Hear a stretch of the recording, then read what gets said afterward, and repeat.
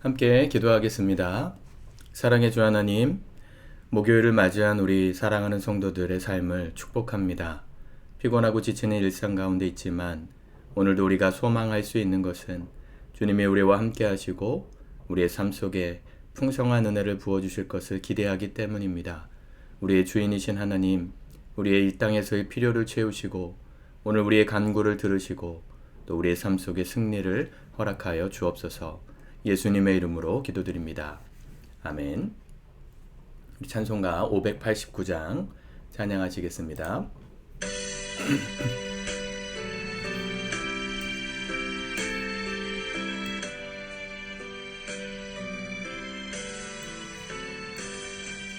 넓은 들의 익은 곡식 황금 물결 뒤치며 어디든지 태양빛에 향기 진동하도다. 무르익은 저 곡식은 낯을 기다리는데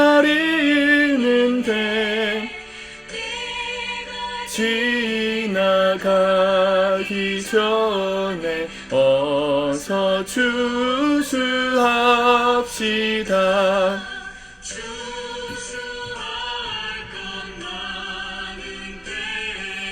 일꾼 매우 적으니 열심 있는 일꾼들을 주여 보내주소서.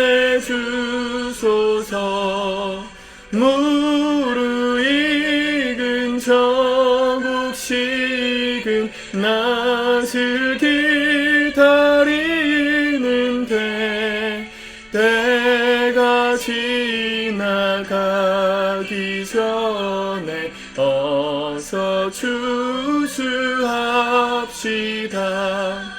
먼 동 틀 때 일어나서 일찍 들에 나가 황혼 때가 되기까지 추수하게 하소서.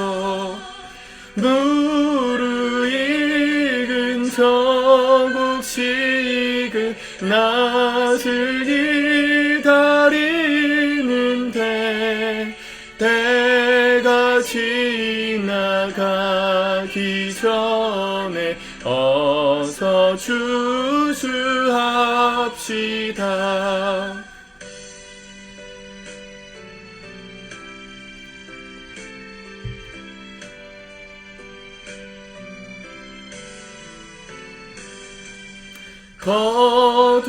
거둬들인 모든 알곡 전국 창고 들인 후 주가 베풀 잔치자리 우리 참여하겠네. 무르익은 저 곡식은 낯을 기다리는데 때가 지나가기 전에 어서 추수합시다.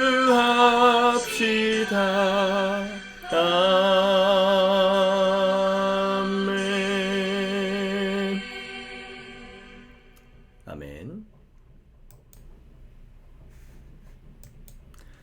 오늘 하나님 말씀은 이사야 39장 말씀입니다. 같이 먼저 읽고 묵상하겠습니다. 39장 바벨론에서 온 사자들. 그때에 발라단의 아들 바벨론 왕 무르닥 발라단이 히스기야가 병들었다가 나았다 함을 듣고 히스기야에게 글과 예물을 보낸지라. 히스기야가 사자들로 말미암아 기뻐하여 그들에게 보물 창고 곧 은금과 향료와 보배로운 기름과 모든 무기구에 있는 것을 다 보여주었으니 히스기야가 궁중의 소유와 전 국내의 소유를 보이지 아니한 것이 없는지라. 이에 선지자 이사야가 히스기야 왕에게 나와 묻되 그 사람들이 무슨 말을 하였으며 어디서 왕에게 왔나이까 하니 히스기야가 이르되 그들이 원방 곧 바벨론에서 내게 왔나이다 하니라. 이사야가 이르되 그들이 왕의 궁전에서 무엇을 보았나이까 하니 히스기야가 대답하되 그들이 내 궁전에 있는 것을 다 보았나이다. 내 창고에 있는 것으로 보이지 아니한 보물이 하나도 없나이다 하니라. 이사야가 히스기야에게 이르되 왕은 만군의 여호와의 말씀을 들으소서. 보라, 날이 이르리니 내 집에 있는 모든 소유와 내 조상들이 오늘까지 쌓아둔 것이 모두 바벨론으로 옮긴 바 되고 남을 것이 없으리라. 여호와의 말이니라.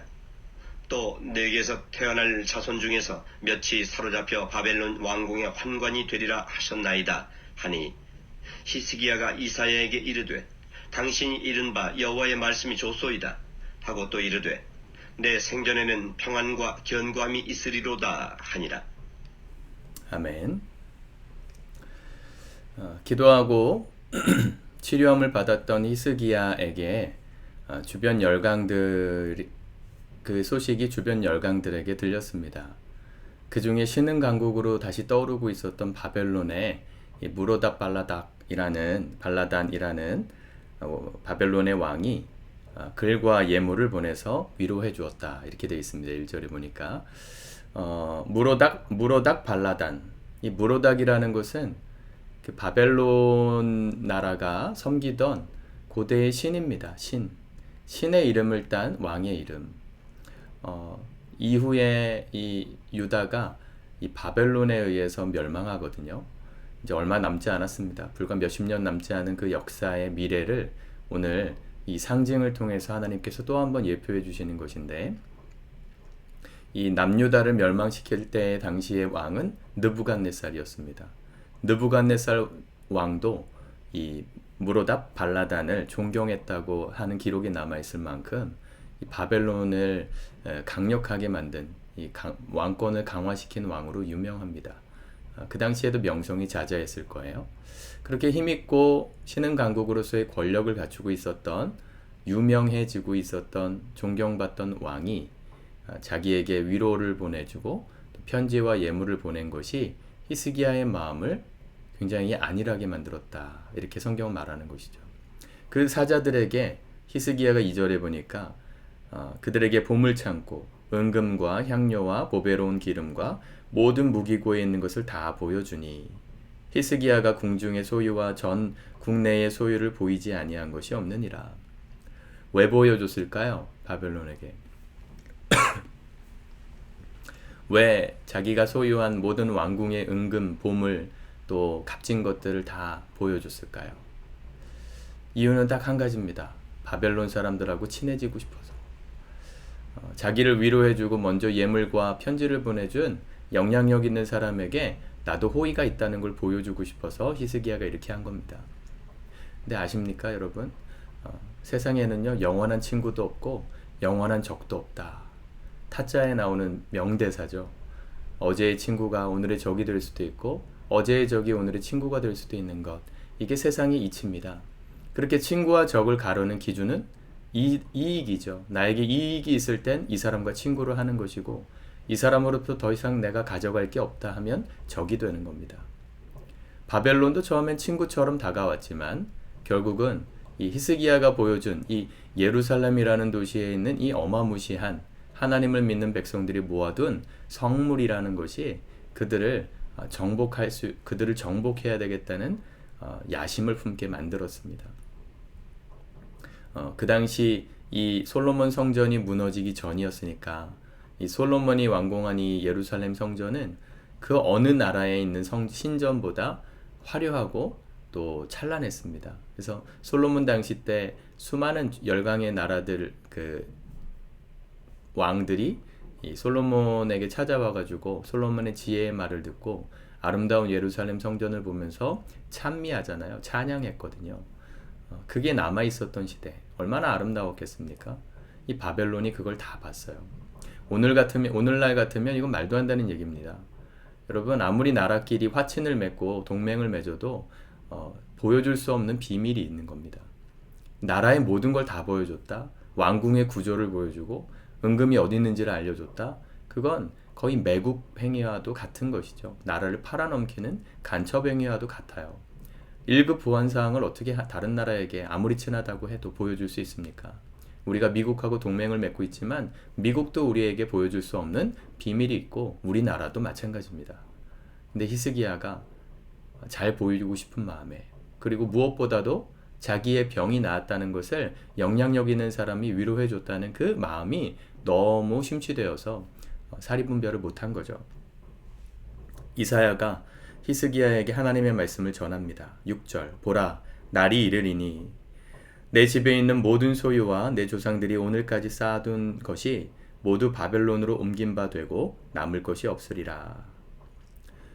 미래의 일을, 이 바벨론에 의해서 남유다가 멸망할 것에 대해서 정확하게 예언하시는 말씀을 하셨습니다. 실제로 그렇게 됐습니다. 그리고 7절에 보니까 내게서 태어날 자손, 왕족이죠. 그 왕족 중에서 몇이 사로잡혀 바벨론 왕궁의 환관이 되리라. 내시가 된다. 포로로 수많은 사람들이 끌려갔고 그 안에 귀족, 왕족도 있었습니다. 그렇게 끌려갔던 사람들 중에 다니엘 세 친구가 있는 거죠. 우리는 그런 모든 사람들의 역사를 이미 보고 있기 때문에 이 말씀이 성취되고 이루어졌다는 걸 알지만 이 당시에 이 말이 얼마나 심각한지 히스기야는 깨닫지 못했던 것 같아요. 8절, 당신이 이른바 여호와의 말씀이 좋소이다. 이게 좋은 얘기가 아닌데 좋다 이렇게 말하고 있어요. 오해하고 있는 거죠. 이 왕궁에 있는 모든 보물이 바벨론으로 옮겨간다. 이 말이 그 나라하고 동맹 맺어가지고 친해진다가 아니라 그 나라에 의해서 나라가 멸망한다는 말이었는데 그걸 못 알아들었어요. 그리고 내 생전에는 평안과 견고함이 있으리로다. 히스기야가 하나님 앞에 기도해서 병이 났고 하나님께서 이 남유다를 지켜주시는 파수꾼으로 그를 사용하셨던 신실한 사람인데 이렇게 인생의 말년이 좋지 않았어요. 그의 아버지 아하스도 마찬가지였습니다. 처음엔 성군이었거든요. 하나님만 의지하여서 이 외적들을 침략을 물리쳤던 기적의 주인공이었는데 마지막에 우상 숭배하고 타락했어요. 히스기야도 점점 사리분별을 잃어버렸습니다. 솔로몬도 그랬고 다윗도 그랬잖아요. 여러분, 우리 인생이 어제까지 잘 살았다고 해서 오늘 당연히 잘 살 수 있는 거 절대 아닙니다. 그걸 깨달아야 지혜예요. 하나님이 오늘도 우리의 삶에 분별력을 주시지 않으면, 무엇이 옳고 무엇이 그른지에 대해서 깨닫게 하지 않으시면, 또 깨닫게 하신들 우리가 그 말씀에 귀를 기울이고 있지 않으면 우리 인생도 어제까지 승리였을지 몰라도 오늘 무너질 수 있습니다. 그래서 우리는 우리를 의지하지 않습니다. 나의 실력을 의지하지 않습니다. 우리는 하나님만 의지하며 사는 사람들입니다.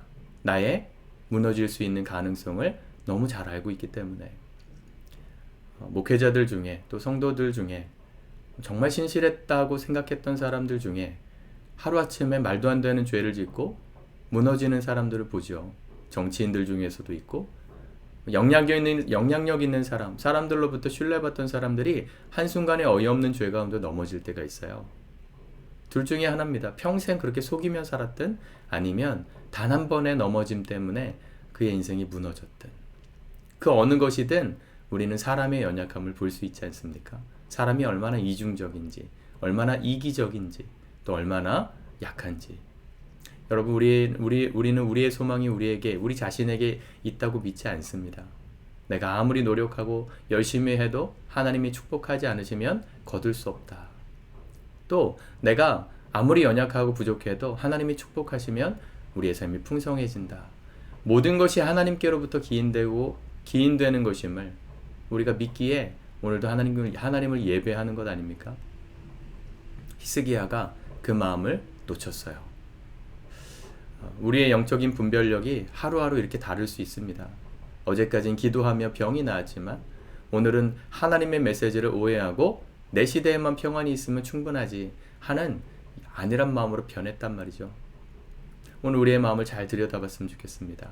나를 위로해주고 내가 친해지고 싶은 사람, 영향력 있는 사람이 나하고 친한 척할 때 그걸 때문에 의시되고 어깨가 올라가고 그래서 내 있는 거 없는 거 다 보여주고 하는 그런 사람에 의해서 움직여지지 않는지, 그렇게 살고 있지는 않은지, 누군가의 인정이 있으면 거기에 내 마음을 다 쏟고 누가 날 도와주고 날 좋아해주면 거기에 내 온 마음을 올인하고 사람 때문에 끌려다니는 인생은 아닌지 돌아보셔야 합니다. 영적인 분별력을 잃을 수 있어요. 사람들 때문에 좌지우지 되시면, 내 감정이 좌지우지 되시면 영적인 분별력이 흐려집니다. 바라기는 오늘도 이 말씀을 통해 우리가 다시 한번 정신을 차립시다. 우리를 오늘도 선하게 이끄시는 하나님만 의지하고 주님의 뜻을 분별하면서 어제처럼 오늘도 잘 승리하기 위하여 겸손히 기도하면서 말씀 붙들고 이 하루 걸어가는, 그래서 승리하는, 넘어지지 않는 마지막 날까지 주님께 귀하게 쓰임받는 저와 여러분들의 복된 인생이 되실 수 있기를 우리 주님의 이름으로 축복합니다. 기도합시다. 주님 감사합니다. 오늘 우리가 살아가는 삶에 많은 유혹들이 있습니다. 우리의 영적인 분별력들을 흐리게 만드는 많은 것들이 있습니다. 특별히 남들로부터 받는 인정, 또 남들이 좋아해주는 그런 모든 인정 욕구들, 또 누군가와 친해지고 내 마음을 알아주는 그런 모든 공감의 마음들 다 필요하지만 그것 때문에 우리가 하나님의 뜻을 분별하지 못하여 실수하는 치명적인 삶을 살지 않도록 하나님 오늘도 깨어있게 도와주옵소서. 오직 예수님만 의지하고 나 자신도 의지하지 않고 주님만 바라보며 겸손히 기도하고 오늘도 주의 뜻대로 걷는 신실한 주의 종들 다 되도록 인도하여 주시옵소서. 예수님의 이름으로 기도드립니다. 아멘.